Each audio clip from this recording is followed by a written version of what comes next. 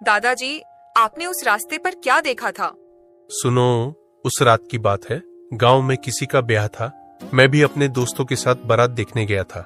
रात काफी देर हो गई थी। जब लौटा तो बाकी सब लोग गांव की गलियों से होकर घर चले गए, लेकिन मैं अकेले उस सुनसान रास्ते से गुजरने लगा। बच्चे सांस रोककर सुन रहे हैं। शुरुआत में सब ठीक था। चांदनी हल्की हल्की फैली थी। रास्ते के दोनों तरफ खेत और बीच में वो लंबी पगडंडी। मैं धीरे धीरे चलता रहा, लेकिन कुछ दूर जाकर अचानक ऐसा लगा जैसे पीछे कोई चल रहा हो। मैंने सोचा शायद मेरा वहम है, लेकिन बच्चों, जब मैंने कदम तेज किए तो पीछे से भी किसी के कदमों की आवाज तेज हो गई, जैसे कोई बिल्कुल मेरे पीछे पीछे चल रहा हो। मेरे रोंगटे खड़े हो गए। मैंने हिम्मत करके पीछे मुड़कर देखा, लेकिन वहां कोई नहीं था, सिर्फ खाली रास्ता और खेतों में खामोशी। मैंने सोचा शायद मेरा भ्रम है। मैंने फिर चलना शुरू किया, लेकिन बच्चों, कुछ ही कदम आगे बढ़ा था कि सड़क के किनारे एक औरत खड़ी दिखी। औरत? कौन थी वो? औरत अजीब थी। सफेद कपड़ों में थी, चेहरा उसके बालों से ढका हुआ। वो चुपचाप रास्ते के किनारे खड़ी थी, जैसे मेरी राह देख रही हो। मैंने सोचा शायद गांव की कोई औरत होगी, लेकिन बच्चों, रात के उस वक्त कोई अकेला वहां क्या कर रहा होगा? दादाजी की आवाज और भारी हो जाती है। बच्चे सहम जाते हैं। मैंने नजरें झुकाकर चलना शुरू किया, लेकिन जैसे जैसे मैं पास पहुंच रहा था, मुझे साफ सुनाई दे रहा था। वो औरत हल्की हल्की हंस रही थी। उसकी हंसी इंसानी नहीं लग रही थी। बच्चों की सांसें तेज हो जाती हैं। मैंने हिम्मत करके दोबारा उसकी तरफ देखा, और बच्चों, वो औरत अब मेरे सामने खड़ी थी। न उसने चलने की आवाज की, न कदमों की आहट। बस एक पल में ही वो मेरे सामने आ गई। उसके बाल चेहरे पर थे, लेकिन उसकी आंखें बालों के बीच से चमक रही थीं। ऐसी आंखें जिन्हें देखकर मेरी रूह कांप गई। बच्चे डरे हुए हैं। दादाजी की आवाज गंभीर और धीमी हो जाती है।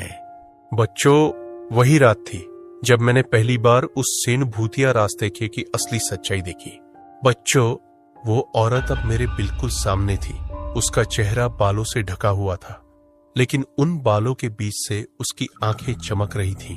ऐसी आंखें जिनमें इंसानियत का नामो निशान नहीं था। उस पल मेरे शरीर की सारी ताकत जैसे खींच ली गई हो।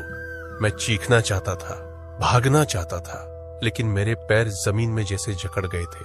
बच्चे सहम कर चुप हो जाते हैं। वो औरत धीरे धीरे मेरे चारों ओर घूमने लगी।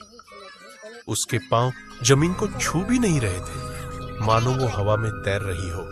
और बच्चों, जब वो घूमते हुए मेरे कान के पास आई, तो उसने बहुत धीमी आवाज में कहा, क्यों आया है इस रास्ते पर? उसकी आवाज ऐसी थी जैसे किसी टूटी हुई बांसुरी से हवा निकल रही हो। मेरे कान सुन्न पड़ गए। मैंने साहस जुटाकर कहा, मैं तो बस घर जा रहा हूं। इतना कहते ही वो औरत ठहाका मारकर हंसने लगी।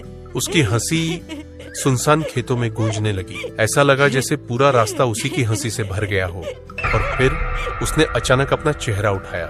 बच्चों, उसका चेहरा इंसानी नहीं था। आंखें लाल अंगारों की तरह चमक रही थीं। नाक की जगह एक काली गड्ढी और होंठों से खून टपक रहा था। मैंने जैसे ही देखा, मेरी रूह कांप गई। बच्चे चीखने जैसे हो जाते हैं, लेकिन दादाजी हाथ उठाकर उन्हें शांत करते हैं। मैंने हिम्मत करके पीछे हटना चाहा, लेकिन जैसे ही मैंने कदम बढ़ाया, वो औरत हवा में उछली और मेरे ठीक सामने आ गिरी। अब उसके और मेरे बीच जरा सा भी फसला नहीं था। उसकी सांस मेरे चेहरे पर पड़ रही थी। वो सांस इतनी ठंडी थी मानो कोई बर्फ की सिल्ली मेरे गले पर रख दे। उसने मेरी आंखों में झांक कर कहा, अब तू भी यहीं रुकेगा, हमेशा हमेशा के लिए। बच्चे सिहर जाते हैं।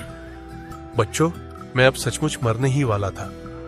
मेरे हाथ पांव काम नहीं कर रहे थे। मैं जमीन पर गिर गया।